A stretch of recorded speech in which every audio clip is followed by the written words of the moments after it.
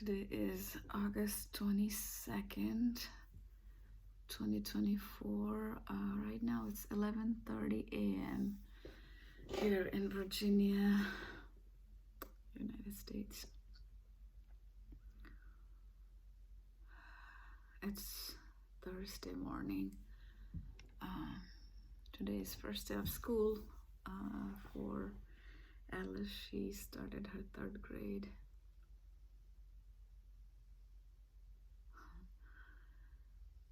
She's growing up.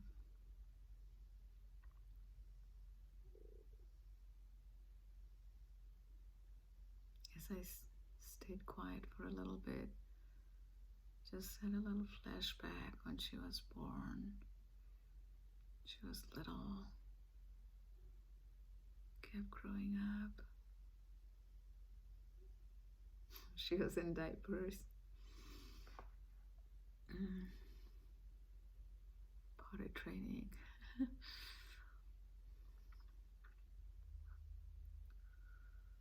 Different daycares and her having friends and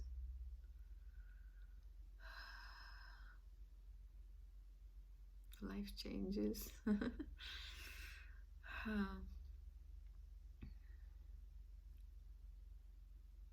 This morning I was listening to this book. I just started it. It's called How to Raise an Emotionally Intelligent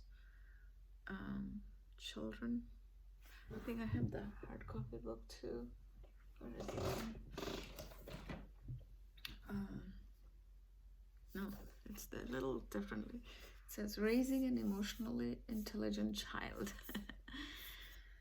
So I bought the hard copy book too, and by John Gottman. Also, I got the soft copy. Sometimes when I go to the gym, I like to listen to audiobooks when I'm exercising. When I go out for a walk also, I usually like that.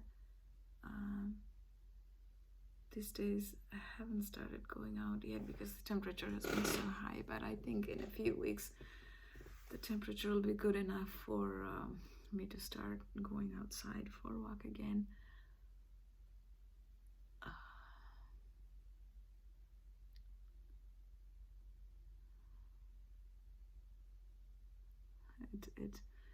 It talks about talking about emotions, how as a parent we can help kids to navigate challenges, how they can talk about their emotions, because even when we try our best, kids would always have something that they would feel uncomfortable about, sad or afraid or mad, and it's kind of teaching them how they can talk about these things and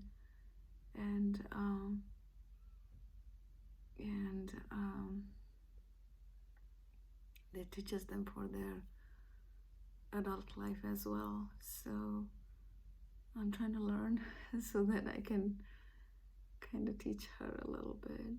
More or less, I do try to talk to her about these things, and sometimes if she's feeling sad, I ask her if she wants to talk about anything, and sometimes she does and sometimes she doesn't. And sometimes she switches the subject and I know that she doesn't want to talk about it, and which is okay, but as parents, we as long as we can help them to talk about their emotions and just sometimes just listen to it, it helps them. A lot of time we as parents, we do get into giving advice, and sometimes I think the advice is welcome and sometimes it is not, because they just want us to listen to it. And I make that mistake too a lot, because when I grew up, I was the youngest of 6 of us. I have 5 other siblings and I was the youngest. So I grew up with a lot of advice and a lot of repeat advice. And it's not easy completely to shut down how we grew up and not have any influence um, on when we are raising our child, to not have that influence. So I try to remind myself. I even told Alice that sometimes if it seems like I'm giving too many advice for her to let me know. And I explained to her that when I grew up, I had a lot of those advice, and sometimes it did annoy me. Uh, so that she tells me when it's too much. But anyway, this morning, um, I don't know. Lately, I have been contemplating a thought a lot from I don't know. It's from reading a book or whatever. How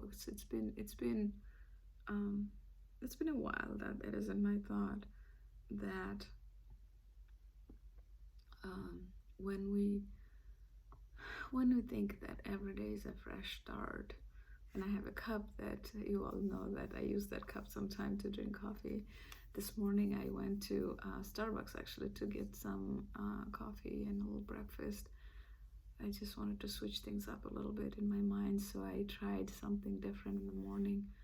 Um, and it does help, like as you all know, when we do a little different physical activity, a different experience, that does help us emotionally to think a little differently. So that's why I did that.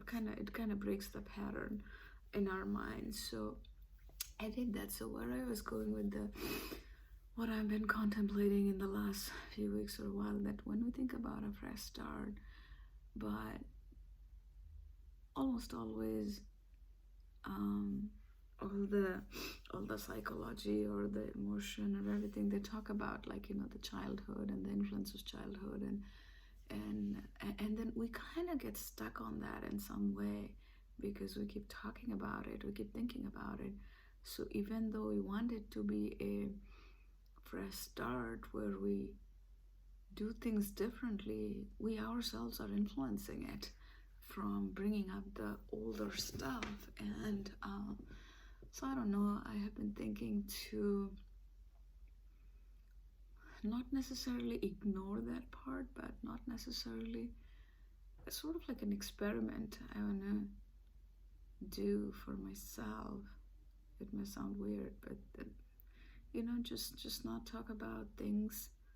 Now some would say that you can't really completely bury the emotions or the thoughts or something, but when life has challenging situations, and we keep talking about the older stuff, and we keep reliving them, because they say that every word that we speak or think creates our reality. So if we are talking and speaking about that all the time, it is creating or dragging some parts of the reality from the past to now and to the future. So, and generally speaking, when we talk about the experiences, we mourn over the challenges and the difficulties that we had. So I don't know, I've been contemplating that for a while, and then I'm like, maybe I won't talk about it, and then maybe I'm just, because what has happened in the past from childhood until now, and I'm in my midlife, I'm in my 40s, it's gone. I can't change anything. Of course, I can learn from those lessons, the difficult moments and what I have been through, and that made me who I am today, all the good experiences, challenging experiences, and all kinds of experiences that made me who I am. But here on now, if I'm thinking about my future, I don't know, a year from now, if I want to be a transformed person, not everything will be good because we are human beings after all, but focusing on the now, like everybody will talk about, just focus on here and now. It's in Buddhism, it's in people will tell you take one day at a time when you're going through challenging times. it's not for just saying, but how do we live that life where we are not focusing too much on the future. Of course, you want to set your goals for a year, 2 year, 5 year, 10 years down the line. Not necessarily it will stay exactly on the same path for everything, but it kind of gives you a compass, kind of a GPS where you're going. Because if you don't set your goal, what is this thing in a book I think I read? It's like a lot of people, I don't remember exactly how it is said, but the point is that your life will be as if you're on a conveyor belt, and life will go where the conveyor belt is going and you don't even know. So living on autopilot. But some of the things in life that's important to you, like in my life, what's very important to me is like going for some trips, and I used to enjoy that a lot. In the last 10-15 years I haven't done much of that, but before that I used to enjoy them a lot. And this year I had done a couple of them, and Alice, my daughter, she loves it a lot too, so I'm gonna keep doing some of them, even if it's a small trip. I don't know, like driving distance, an hour, 2 hours from here. We enjoy every bit of it. And then if it's when she grows up a little older, like going further places would be fun too. She wants to go to Florida. She I think it's Disney is the big craze. She's 8 years old, so of course that's normal for that age. Yeah, because our perspective in life, it's so different when we are in 20s, 30s, 40s, and at this age, for different people it would be different, but you want to really think your life, like the life you have lived until now, is it something the way you'd want to live the rest of your life? Because this is when people really know that life is not forever. We all know even earlier, but this is almost like a reality check that that in the last few weeks I've heard friend's friend who had sudden death. Like one person, I don't know the person, but my friend's friend, he said he was working with them, and suddenly the guy, he was 45 and he died of heart attack. 45. And I was talking to that friend, and he was like, he was coming back from attending that friend's funeral. Whew.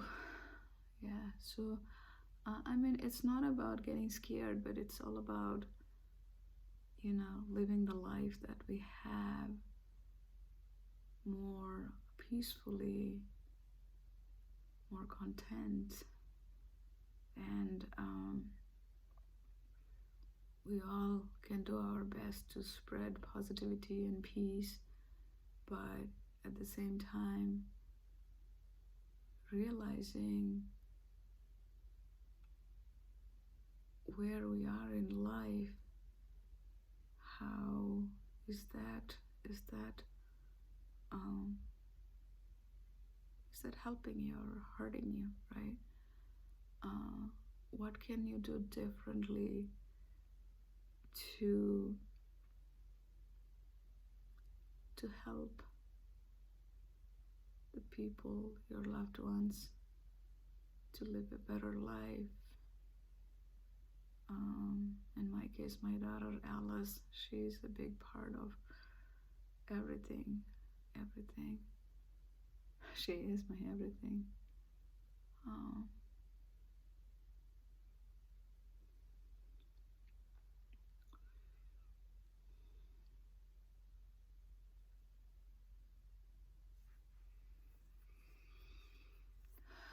Kids don't always realize, and if any of your moms ever watch this video, sometimes we as moms, we try to help guide our kids to in certain way that will help them. And there would be influences around where they would get influenced by the others, and when you know deep in your core that it's not right, you try to help your kids, but the kids at that age don't understand. Somebody wise and older, I was talking to her and she helped me, saying that, you keep doing what you can, and you're a good mom, you keep doing what you can, and then when she's older, she'll understand. When Alice is older, she'll understand.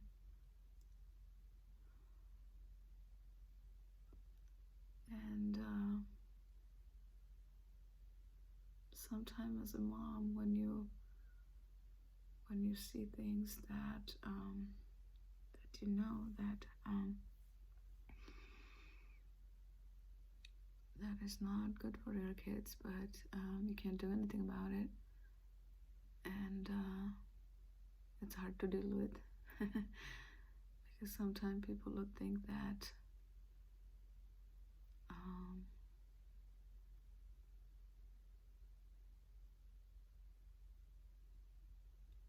they know better about your kids even though you're your mom.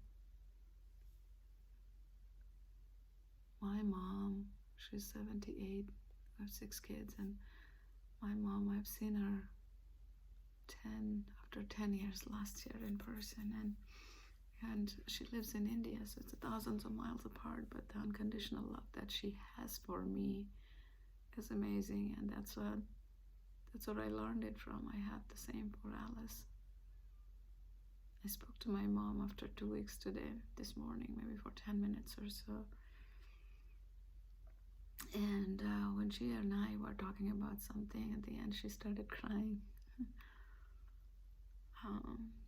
They say that how everything is energy, so thousands of miles away, how we connect with each other, the things we do, the prayers and all that has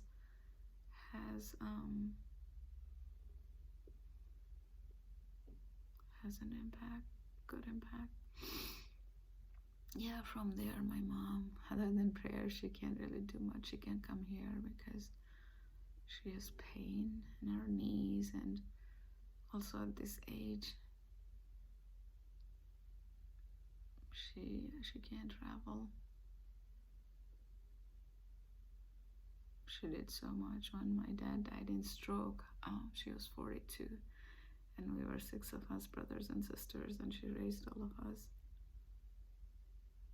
It was a tough life, very tough life, and resilient life she lived.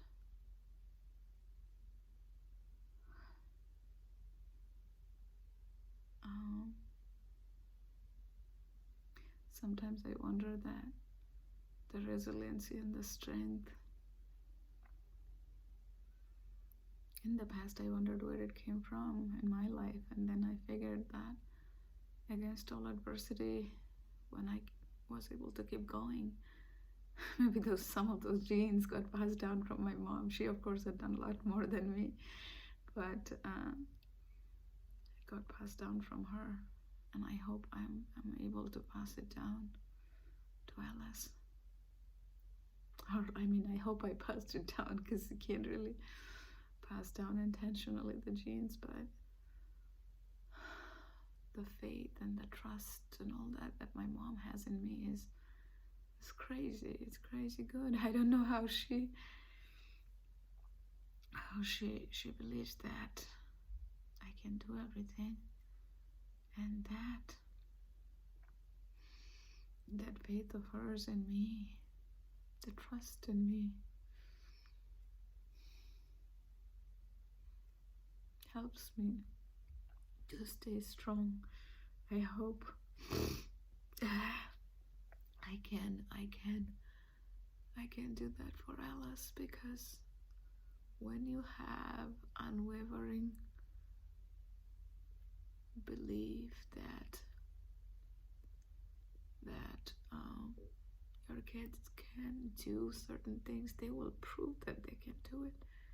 But we as parents, especially if you have one kid, in my case, we get worried, and it's normal. We get worried. I just have to remember how my mom believed in me always, that I can do the hardest things. So grateful. So grateful for her.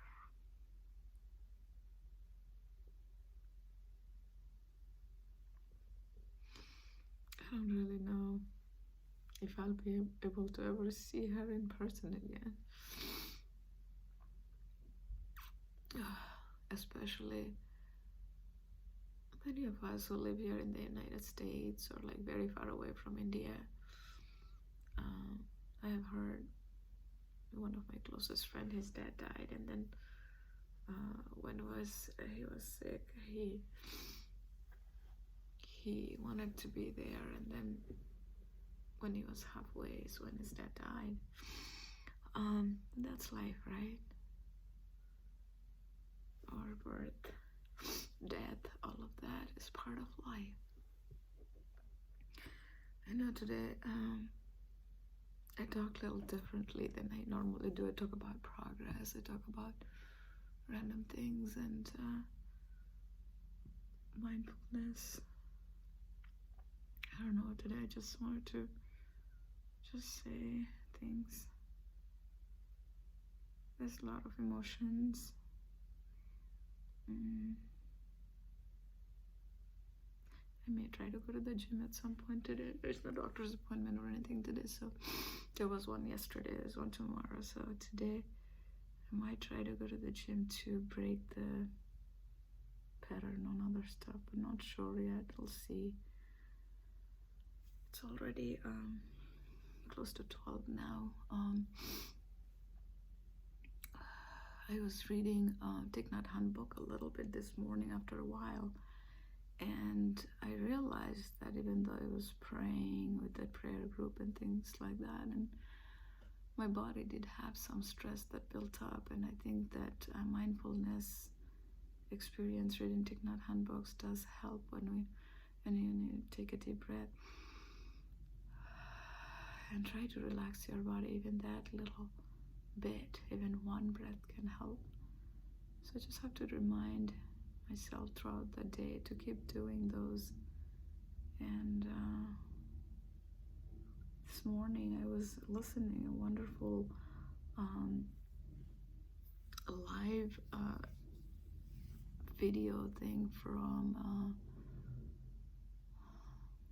Inside Timer app. So the person who was conducting that, unfortunately her internet kept cutting, so I listened to it for a little bit, but it was constantly going away, so couldn't get the full message. But the beginning part, I know that it was so amazing. She was talking about patience. It was about patience, and one thing she mentioned was that there's a difference between waiting and patience, and it was so amazing because, and I think that's the exact message that, if you believe in God, for me, is like, that's the exact message I needed to hear at this moment. Because in life, when there is challenging things, and you know in your heart that you have to go through some challenges to get to I don't know, like there are waves in the ocean. To get to the middle of the ocean, you have to go through these waves to get to that calmer state, right? And then she was saying that the difference is when you're waiting, it's external. You're looking at the time, like she was like pointing this, you're looking at the time that, okay, when is it going to happen that I go to that calmer state? Versus patience is internal.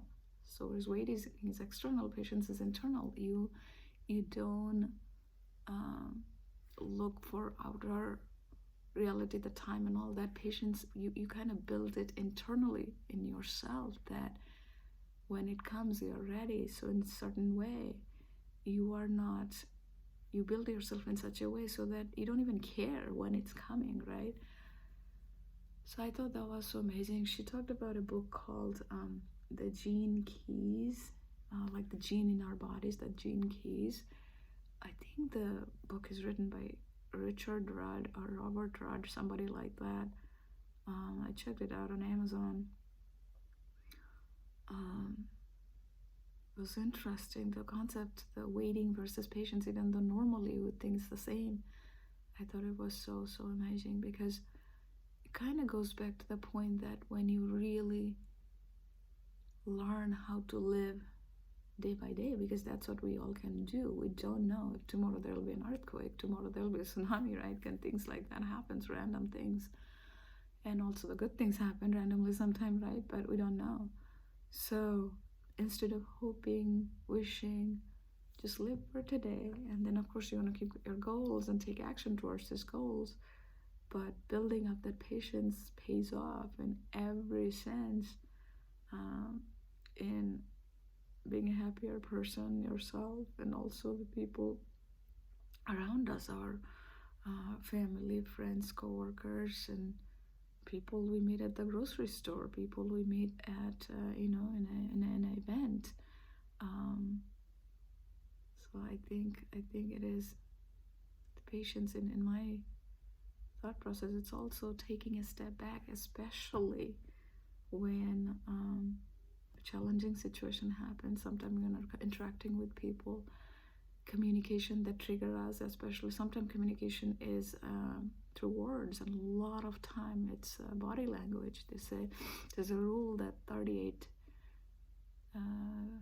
55, 38, and 7. So 7 is the words, 38 is, I think, the tone, and 55 is body language, and that's all sorts of communication, right? So 55% is body language. So somebody might communicate to you something through their body language, but even not saying a word. And you know what I mean when somebody gives you a big smile, right? At a grocery store, that even without saying anything, you're just saying hi, that can make you feel really, really good. At the same time, people may not say anything, and then they would show their displeasure at you just from an expression, and then you would know that the impact, right? So those are what I'm talking about when it comes to gestures, the body language. But from that, the patience is about taking a step back from that. Like, there's a time between when the event happens and when we either decide, our brain quickly decides to react or respond. And it's sometimes it's split second, like literally split second, right? And that split second time is what we have to train ourselves to not to react, because, and that's what I got to teach my little daughter. And the point is that, we are human beings, it'll happen, and the right people will understand that looking for perfection doesn't work. Because if somebody is looking for perfection, they will keep looking all their life, because we got to accept that we're all human beings, that we're all going to make mistakes, and we all come in a package. Good, bad, ugly, all of these are part of us, right? Anyway, I'm so glad that some of you guys keep coming and keep encouraging me through your you watch them, like them, the videos and comments. So deeply appreciate your support. Thank you so very much, because that also helps me to keep going, because I want to keep making these videos, because it's been really, really helping as I navigate this different kind of challenging situations in my life. And I do hope that one day I'll be able to pass through the waves to get to that calmer state of the ocean.